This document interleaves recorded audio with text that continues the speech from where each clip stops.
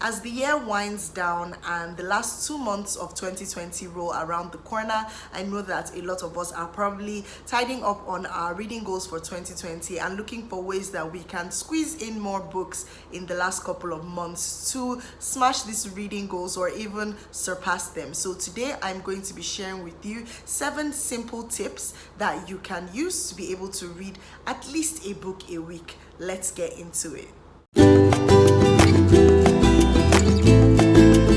Hi guys, welcome back to my YouTube channel. It's Rachel here. As always, hit that subscribe button so you never miss a thing. You can also like this video as well so that it is referred to other viewers, and you can share the link of this video to other people so that they can benefit from some of these tips that I'm about to share. So as I said earlier, I'm going to be sharing tips that can help you read more books at a time, specifically at least a book a week. And I know that for some readers, it takes maybe a month or 2 months to get through a book. Admittedly, some people will say that it probably takes them a year to get through a book. So this post is not particularly for you who may be able to read 1 or 2 books in a day, but for some of our readers who may struggle with reading at least a book a week or at least a book in 2 weeks, maybe because of time or because of the amount of pages of the books. Whatever the situation is, I'm here to give you some tips that could help you read more, especially as the year runs down. So I know that for somebody like me, I had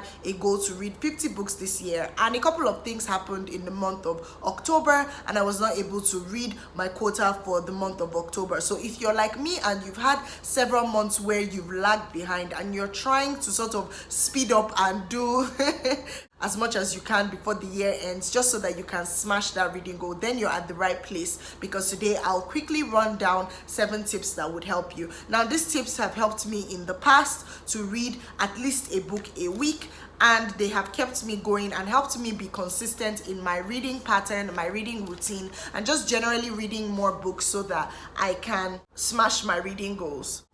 Number 1, reduce screen time. Now, this screen time involves not only phone screen time, but TV screen time and laptop screen time, especially Netflix or any other shows that you may be currently binge watching at the moment. You have to be intentional about not binge watching shows, just coming back from work, laying down in front of TV and just watching things till you fall asleep.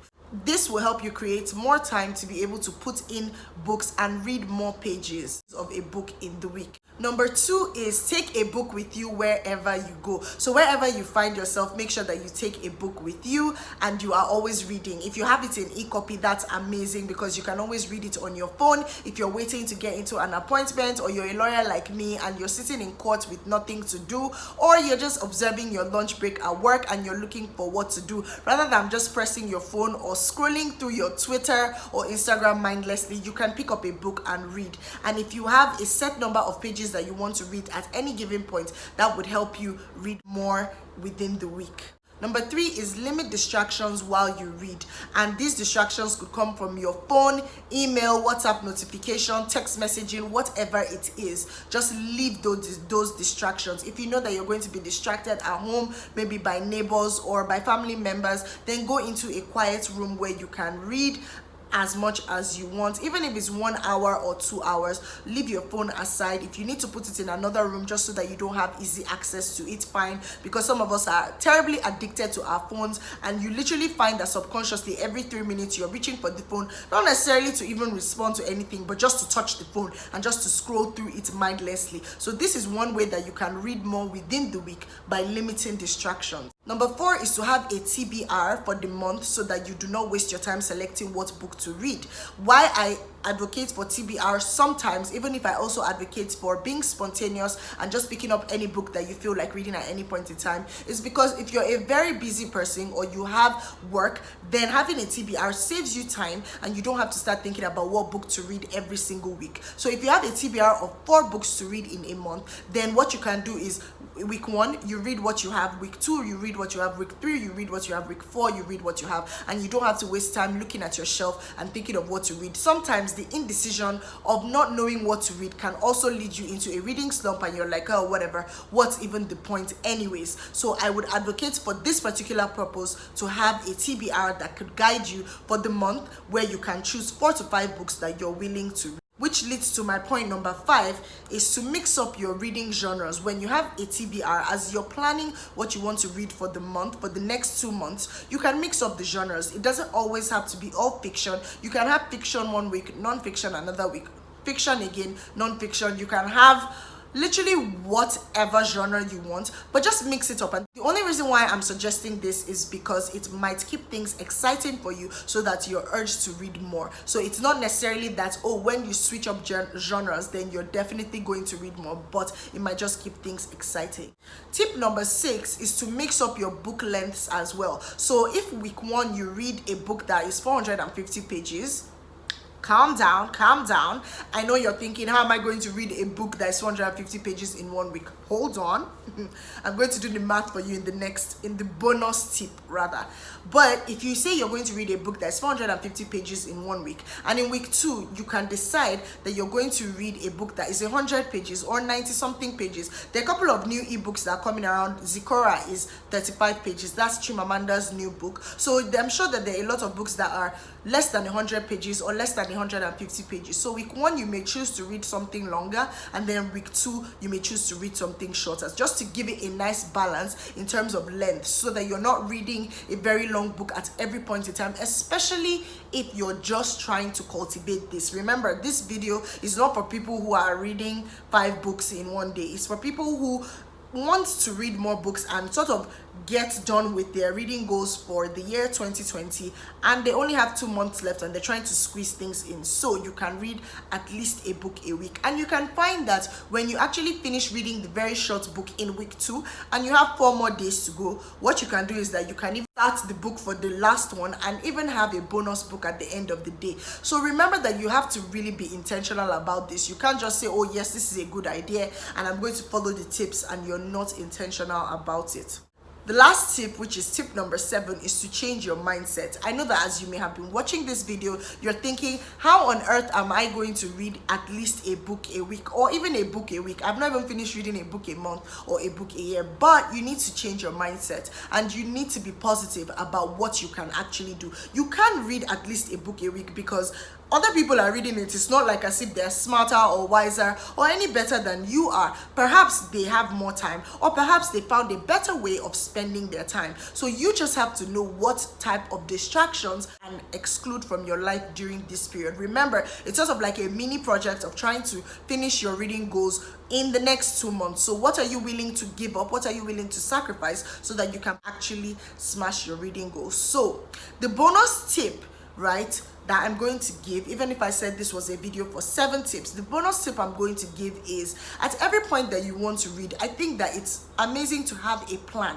especially for these 2 months. So you've decided that you want to read 4 books in November and 4 books in December. How do you go about having a plan? You can choose the books you want to read in the next couple of days. Choose the books that you want to read in November and December. When you choose those books, you know how many pages each book is. Now, if you pick a book that is 300 pages and you have 7 days to read that book, if you divide 300 by 7, that gives you what? About 40 something pages, right? This is what I always do, by the way, and this is how I know how slow or how fast I am a reader. In fact, when I divide it, I also time myself when I'm reading to know how many minutes it takes me to read 1 page of a book, and I found that it takes me about 1.5 minutes or about 2 minutes to read 1 page. So I'm not particularly the fastest reader on the planet, but you don't have to go into the minutes and all of that. What you can do is divide the 300 pages by 7 days and know how many pages you're going to read every day, and commit to reading those pages every single day.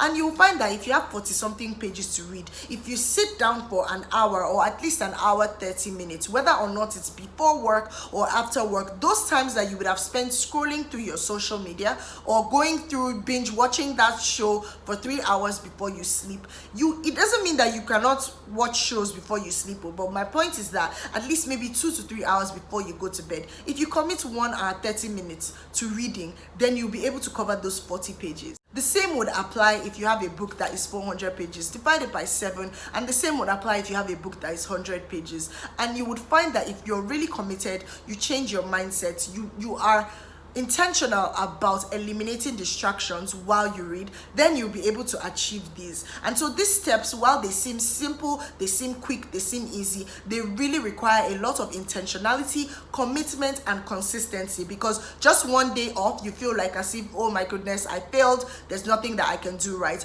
But just in case there's a day that comes and you're not able to read and you've been consistent for 5 days, maybe you had a very crazy day at the office and you're extremely exhausted, there's absolutely nothing wrong with that. If you even find yourself entering into the next week while you're reading a book, there's nothing wrong with that. The most important thing is that you commit to trying and you commit to being consistent. So I'm here to let you know that it's actually very possible for you to read a book a week, or even at least a book a week. And I cannot wait to hear how amazing some of you are going to do in the comments. Even if you come back to this video at the end of November to let me know how it's going, I would be very much interested in knowing how that goes. But in the comments, you can also let me know at the moment, do you read a book a week, or is that something that you're looking to do? Let me know as well. Like, let me know what your reading routine is. How often do you go to the next book, or how are your reading goals going so far? I would like to know and discuss same with you guys in the comments. So I'm hoping that these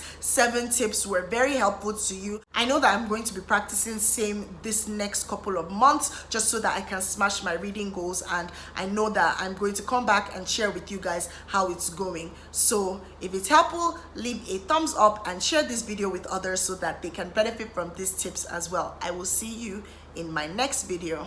Bye.